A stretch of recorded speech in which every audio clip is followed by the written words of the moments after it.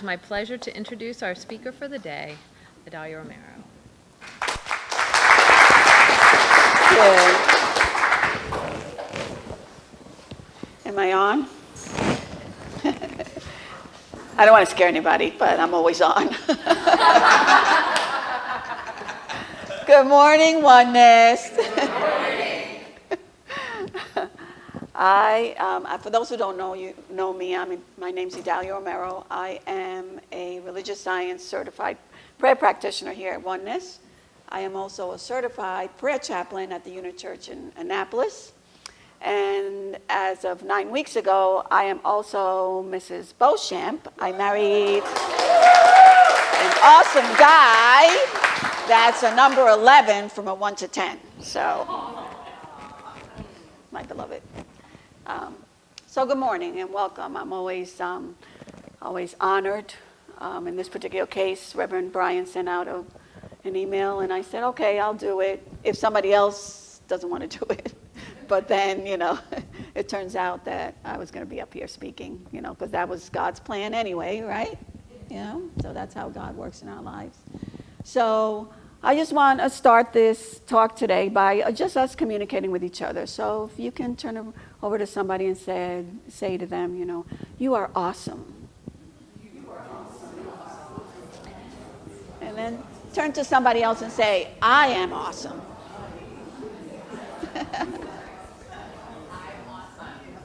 Yeah. Because individually we're awesome, but collectively and together we're amazing. That was, it always mind boggles me how talk is planned and then the songs pop up, exactly the way they need to. They just blend into, and together we are amazing because we're empowered by being amazing. We bring joy and happiness into the world by being amazing. And I live my life today from that place of amazing. But there's a journey that gets us to that place. I want to share a story this week. As you know, Florence has caused havoc down in North Carolina and South Carolina. And I was watching a little bit of CNN, and the story came on, and I haven't seen it on again. I work at a veterinarian hospital, so anything that has to do with animals, the story came up, and it was a woman that was being interviewed. I think Anderson Cooper was interviewing her. And she apparently came from Indiana to New Bern, North Carolina. She left her family, her kids, her husband, her community there, and got in a van with an organization there and came to New Bern to rescue animals that were left behind, and then going a step further and connecting those animals with the families that left them. I was like, oh my God, the tears welled up and I got all mushy inside. And I was like, oh, what an amazing thing to be able to do that, to be community. And one of the questions that he asked her was, how does this compare to other storms? And she said, well, I wouldn't know that. And he said, well, because he was already involved in what the questions he was going to be asking her. She says, I wouldn't know that because this is the first time that I've ever done this. That I've ever stepped out of my comfort zone and gone somewhere and become involved in something, because that's community. That's what community does. Community is tangible. It's cohesive, It is us coming together as a community to be able to do something that we would never, ever do in isolation, that we would do it together, in community. And that's what empowers us to be amazing, to be at that place in our lives, to grow from within out, and that to me, that story was just like, it's exactly what I needed to hear. And it wasn't, I hadn't even planned the talk for today at all.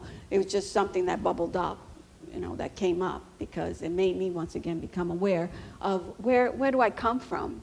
Where are the things, the belief systems that have been set inside of me, inside of my head, so that then I could share those with the world, so that it could give other people aha moments to have them float up to the surface with their own aha moments, So I want to share a little bit of my own personal story because it taps into this whole community thing. Where's my Don? Where's my Don? Don's supposed to hit a button there. Oh, you are? Okay. So this is me. I was 2 years old. This is me. I'm going to be 67 next month. So you can, this was me.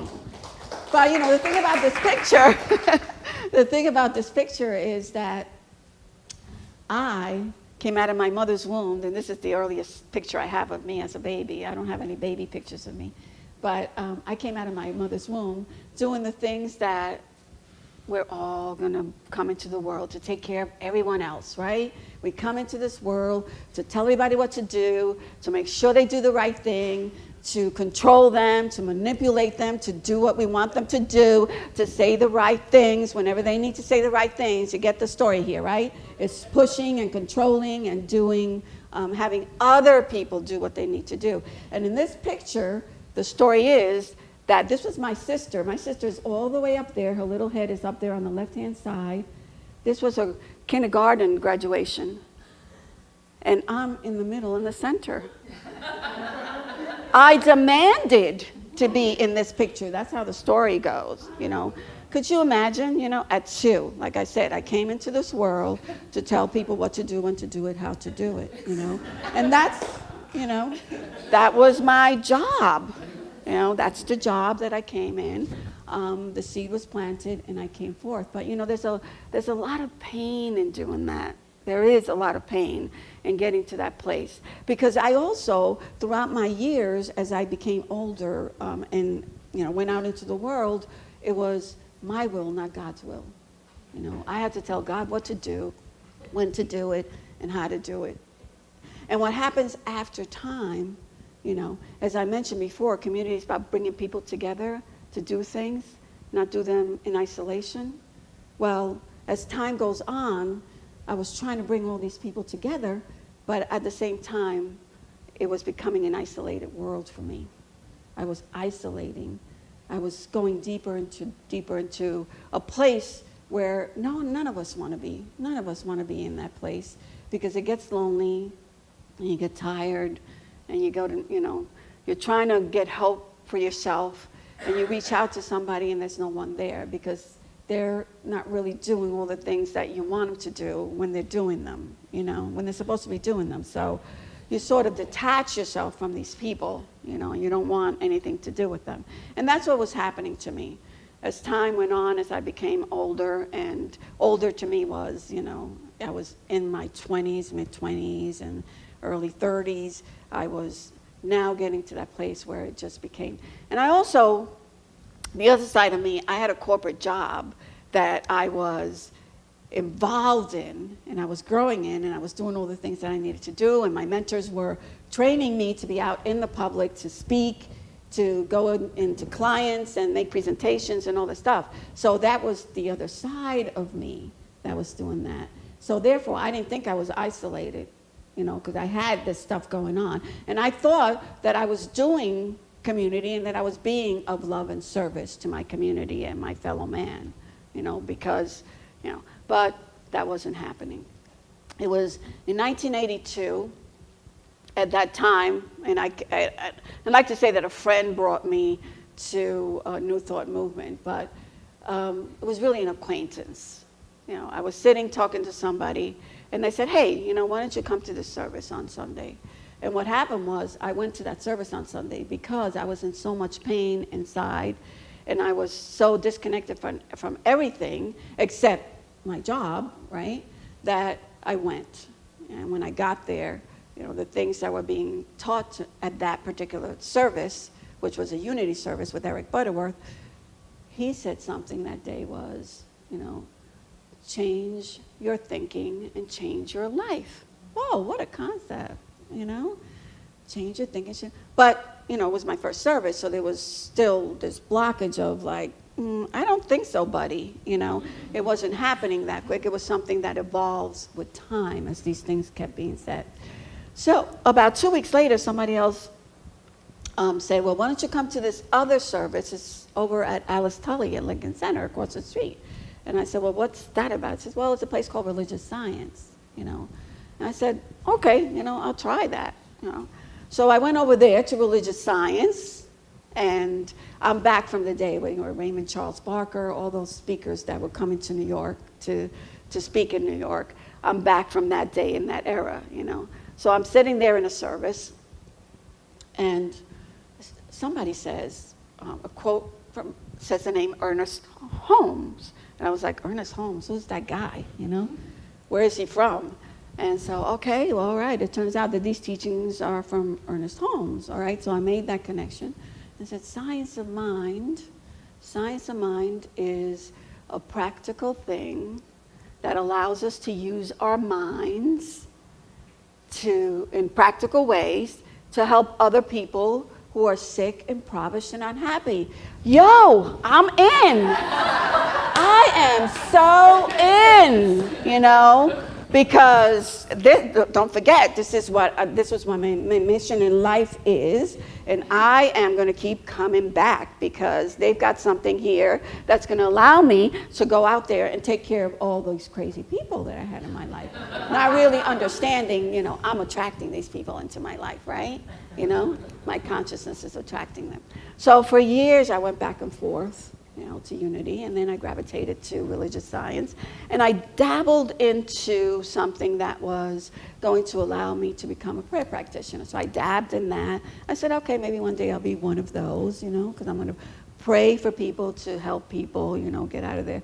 And then I'm going to go pray for my family, you know, all those crazy people I had, so they'll be okay. So I dabbled in that for years, in and out. And I was like, okay, this is not, the dabbling stuff is not going to work. I'm either going to have to step in and stay in, or stay in the peripherals of whatever it is. Because again, community is about becoming involved. And becoming involved in something means that I'm not going to lay around the outer edges and go like, oh, maybe I'll do this, maybe I'll do that. Maybe if they say the right thing, I'm going to be involved. That's not what community is. It's like this lady did. She left everything, got in a van, not knowing what was going to be there, and she went and did it. And she was involved in what was happening when she got there to New Bern, you know. And that's what was happening to me.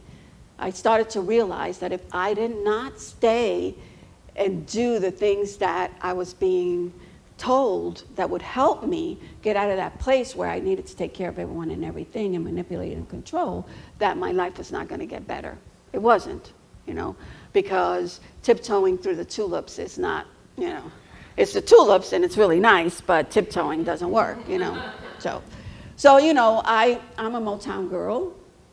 And that whole Motown team wasn't like, you know, so I literally, I used to get up every day and go like, ain't no mountain high enough, ain't no valley low enough to keep me from you. You know, I mean, that was my mantra every single day, you know, because nothing was going to keep me from making sure that you did all the things that you needed to do.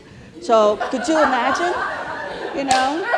Could you imagine the load that I was running around with, you know? It was really crazy. There's a movie called The Mission, and I think I mentioned it before, about this guy who basically came back from war or whatever, and he came back and found his brother had been, you know, in love with his wife or his beloved, you know, so he killed his brother, you know, and then he was very upset about that, so he called in a priest and whatever, and the priest said, well, you got to climb this mountain, you know, go up to the top of the mountain or whatever, and, you know, pray and do all this stuff, right? So he says, okay. So in the process of that, he has this night suit, which is all metal. So he decides he's going to, you know, go and put this night suit on his back and climb this mountain. And this suit of armor keeps falling down. He gets a third up the mountain, and the suit keeps falling down. Then he gets another 2/3 up the mountain, and the suit falls all the way down. So he has to go all the way back down, right? And every time he gets it, you know, when he gets to the top of the hill, the suit falls again, and he goes, heck no, I'm not going back down there for that suit, you know. And that's the place where I was. I was at that, you know, place where something's got to change in my life. Something different has to happen. Because if nothing changes, right, nothing changes, you know. And again, it's a consciousness thing. So what happens is I start doing little things here and there. And those things that started to tap into my consciousness were starting me to make aware of little things as I was going along the way, you know. Reaching out, staying a little bit later, you know, at things that I was attending at the church, waiting for someone, arriving early at church so that I could, talk to somebody and be there for them. And as years went on and I started to get more into my teachings, I decided that I was going to be a certified prayer practitioner in this community. And all of that has to do with love of service, of being in love of service, and being a person of community, and knowing that no matter what happens, I am going to get to that place in my life where it's going to be all about community. And it doesn't mean that I'm going to leave myself behind. Of course, I have a life. Like I said, I just got married. So there are things that I do besides being in community. But I have to be able to find the balance to do all those things in my life that keep my spirit up, keep me in a place where I enjoy life, where I get up every day. One of the things that we do every day, we do not get out of bed in the morning without praying together. And we do not go to sleep at night without praying together. And that unto itself is part of being community, because we're in commune with each other. At those moments, we're in complete communion with each other. And that is the thing that gravitates us to doing all the things that we do in our community. And I have to tell you, I am above and beyond those prayer chaplain and being the prayer practitioner here at Oneness.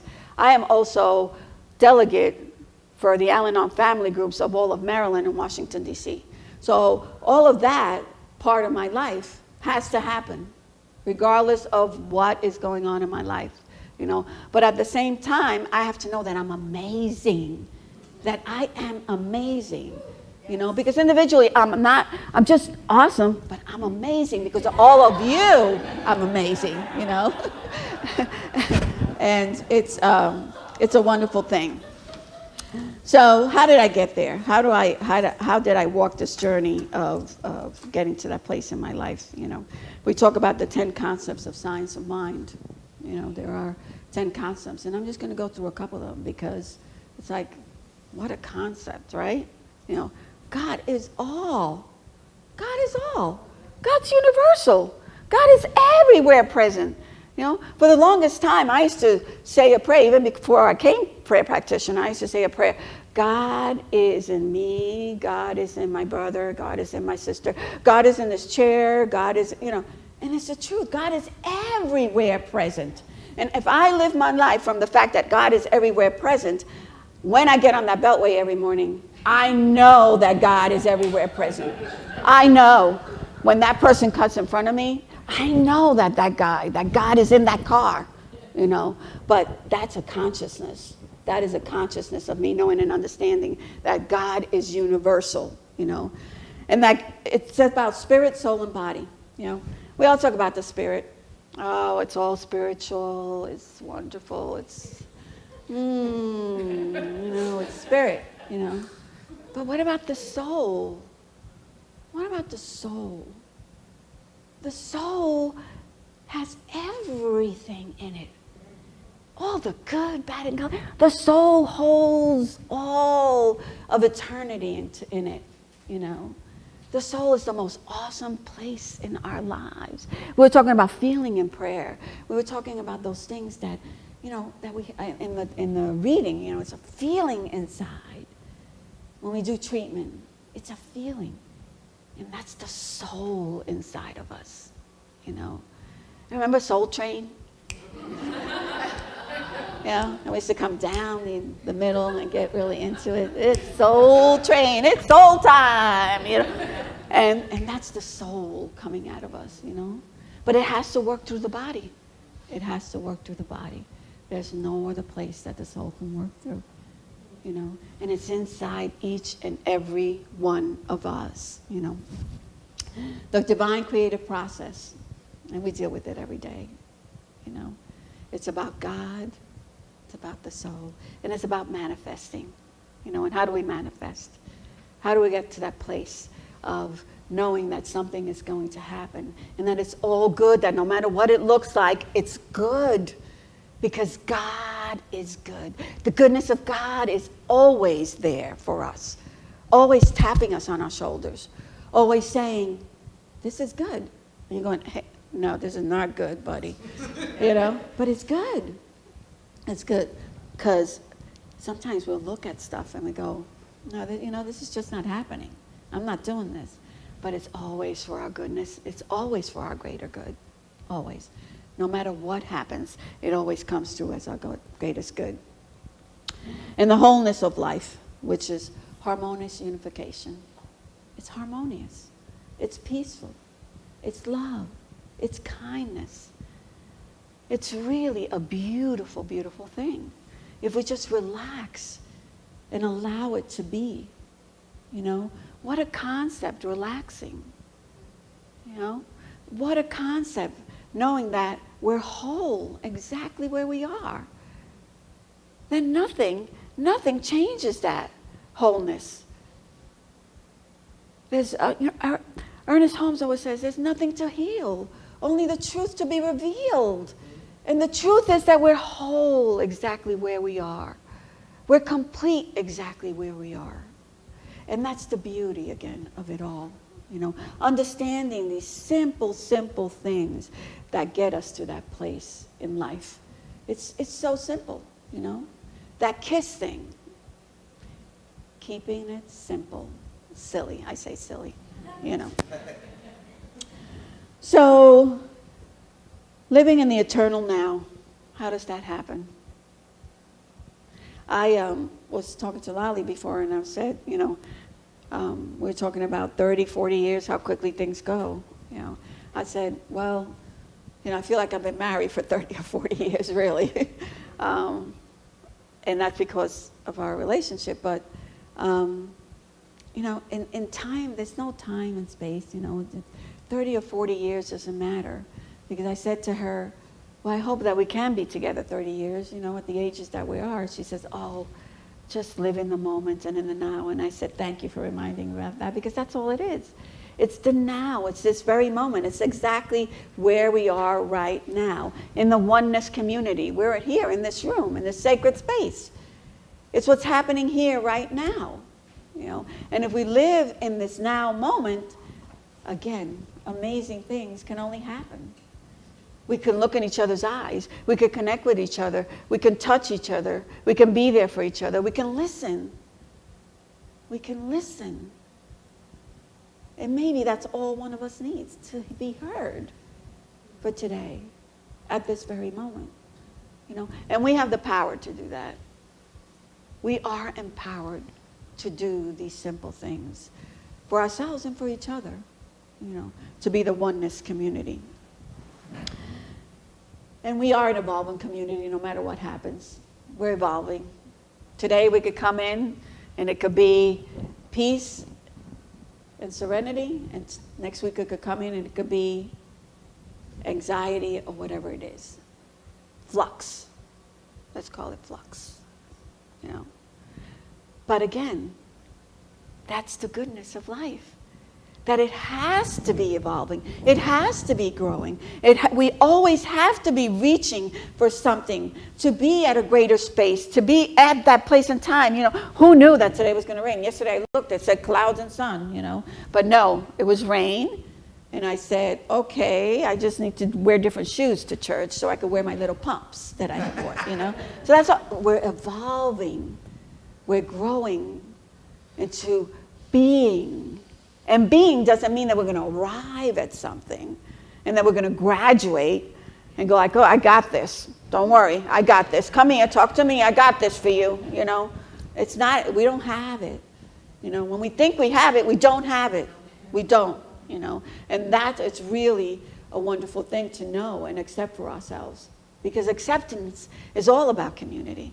When we accept each other for who we are, our beliefs, because we all have different opinions, right? What would it be like if we all walked in the door and we're like, oh, we're all umming at the same drum? You know, when we together, and you sit next to somebody in yoga, at the end of yoga, we do an thing, and you can hear the different melodies, the ebb and flow of that rhythm, you know, and we have to be at that place where we're open where we live with the open hearts and open minds. Ernest Holmes used to say we have to stay open at the top, so that all of that could come flowing into us, so that we can step into the greater goodness of who we really are. We're all that woman was that left everything and went to North Carolina. We're all of that. At any given moment, we could step out of a comfort zone and go and do what we feel we need to do. But we're right in our right place and time. We're here right now together as community. And that's where we need to be, right here and right now. And that is a wonderful, wonderful thing, to be able to see ourselves that way. You know, it's joyous, it's beautiful. And the Christ consciousness, which is always my favorite. The Christ consciousness has to do with spirit and matter. Spirit and matter connecting together in love. There's nothing else but love. Love is God, and God is love. So therefore, if we live our lives in a God-centered life, there could only be love. There could only be universal love with every single thing that we do. The words we speak, the actions we take. There could only be love. A couple of weeks I was walking out of church, and this man approached me as I was walking out. He came over, he goes, "There's something about you." And I said, "About me?" He said, "There's just something about you." And I said, "Okay, well, whatever you see in me, it's in you." So, you know, he did the same thing. You know, he was like, "What do you mean?" And I said, "Well, you know, if you see something special in me, then it's something special in you, you know, and you're seeing in me. So that's the God in you," I said to him. And I realized at that moment, as he started to speak again, that the word God bothered him. So I said, okay, this is going to be a very interesting discussion from here on in, because every other word out of my mouth is God. You know, I've been told that. So I was like, oh, God, okay. He goes, "Well, I could share a story with you. He is a building inspector in Baltimore. And he goes into those buildings and projects of Baltimore to inspect those buildings. And he started to tell me a story that he made a bracelet, was making bracelets with little knots on it, because whenever he would go into these houses and these homes, the situation would be so dire, it would be so bad in some of these places that people lived in, that he would have to stop in between moments and do a little prayer. And he would touch his little bracelet and pray for a moment, you know. Because the people are so wonderful and so loving and so kind. They want to feed him, you know, they want to give him water or drink, you know. So one day there was this little kid that was there, and he said to him, "What is that on your hand?" So he explains it. He says, "Well, it's a little bracelet, and I just use it, you know, to remind me of things." And the little boy says, "Well, why are you wearing a bracelet? That's a girl thing, you know." He says, "Well, no, it's not. It's not really a girl thing. It's just a reminder thing that I use to keep me, you know, centered." Explain to the little kid in terms. And I said to the man that was talking to me, I said, "You see, there's something in you that's special, and you see it in me that's special, you know." He said, "Well, you know, from those bracelets, what happened was I went out and bought a box of bracelets." So he carries boxes of bracelets in his car because he wants to bring something pretty back to wherever house he goes to, and who's ever in these homes. He wants to leave something pretty behind, you know. And he ran out to the car and he brought me back these bracelets. And I was just like, wow, isn't that amazing? That is pretty amazing. It's the little things in community. And it doesn't have to be with numbers. It's not about numbers. It's about where two or more are gathered There I am in capital letters. There I am. There God is. God was in the midst of this man's life, and he brings a little beauty himself, just all alone, just a little bit of something into this community, you know. And he says that he can go into 20 homes a day in Baltimore doing this. And he continues to order these boxes of bracelets, and then he has them in his trunk. And every time that he opens up his trunk, he sees the boxes there, and it brings him back. So I thanked him because I said to myself, you saw that specialness in me, that I too, in all the little things that I do, can bring that specialness out in someone else. And that is the nature of us evolving, that life and that spirit and manner and matter coming together, connecting us in love. You know, the joy of all of that. It's a you know, I get up every day and I think to myself of where I've been and, you know, where I come from and the things that I do on a day-to-day basis. And knowing that if I don't get up and do those things each and every day, that I have to know in my heart of hearts that whatever light I bring into the room, that light is going to come back to me tenfold, 100-fold, 1,000-fold, in so many ways. And that's the spirit of community, allowing ourselves to enjoy, to flourish, again, to be amazing in whatever it is that we do, and becoming involved, knowing that it is one situation at a time, one deed at a time. Even if it's cutting up the donuts for hospitality, it's just that one little simple little deed, you know. We had to put our little 14-year-old doggy down a couple of months ago. And it was not easy. It was not. I work at a hospital where, as I said, an animal hospital, where I help people. I work in a specialty surgery area for animals, where I help people transition with their pets. Before their doctors come in to euthanize, I'm in there with them. I talk to them and I help them, you know, get to that place in them, inside themselves, to let go of a patient that really needs to be let go.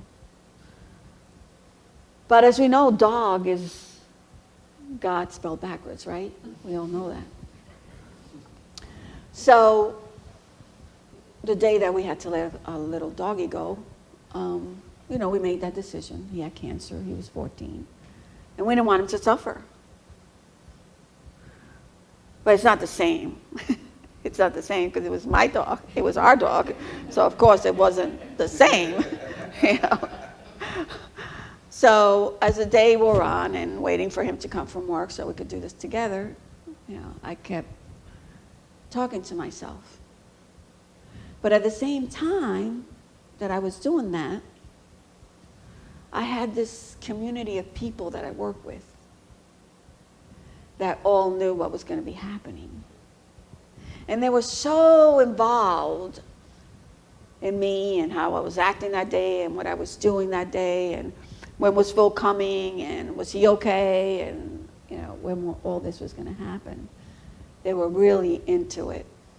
And it's I'm at work all the time, so we all float around in different places, all doing different things. And a lot of times we all know what, you know, we tap into each other's personal lives and who's having kids, who's not having kids. You know, every week I get an announcement somebody's having a baby. So, you know, all this stuff. But we don't really, but when there's a pet that has to be put down, that work community comes together and focuses all their energy on that person that's making that decision to let their pet go. And it's amazing how that happens. Because the love that comes forth to support each other, to be there for each other, goes above and beyond anything else. Because as you all know, and I'm looking at your faces, I know you understand what I'm talking about, that moment that has to happen, you know. And it's beautiful. It's a beautiful moment but you don't know that it's beautiful until a couple of months down the road. You know, when it's happening, you feel the grief and you allow yourself to go to that grief. Well, as it turned out, we left. I was hysterical and we left there. And somebody from our group went and took all his little paw prints and printed all his paws. And so they took all his little paw prints, and one of the daughters that I work with, lady I work with, she's an artist. So she took his paw prints and made this beautiful picture of his 4 paw prints for us. You know. And they gave that to us as a wedding gift. So it's those little things that become big things. Because now the picture's in our foyer. We get to enjoy that. And he's always going to be there for us, you know. And it's, again, it's a wonderful thing, the things that we do. All right. So I'm going to go into another Motown mode to wrap this up and to bring this together for us. We're all spread out a little bit, so I'm just going to ask you to come together a little bit, because we're going to reach out and touch somebody's hand. Make this world a better place if we can. Reach out and touch somebody's hand.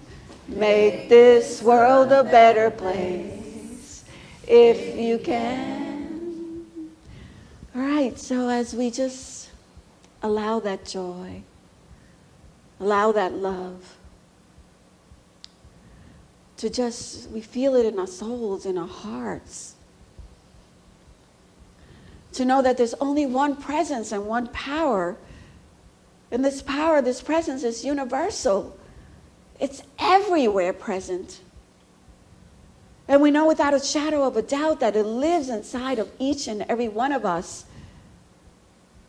And that no matter what it looks like, no matter what opinion somebody else has, that this presence lives inside of them too. And we hold them in this place and in this space as we allow ourselves to grow deeper and evolving and stepping forth, taking that step to a higher greatness of who we are, allowing each other to bring out the greatness of each and every one of us, seeing that in our eyes and listening to that in the words that we speak. And we're so grateful, God, so grateful for this time together, so grateful that we can share and laugh and rejoice, so grateful that we can celebrate. And we give thanks and we say, thank you, God. Thank you for everything, seen and unseen, as we lay these words upon the law of God, knowing they have already been delivered unto us perfectly. All we need to do is say yes, yes. And together we say, and so it is. Amen. Amen.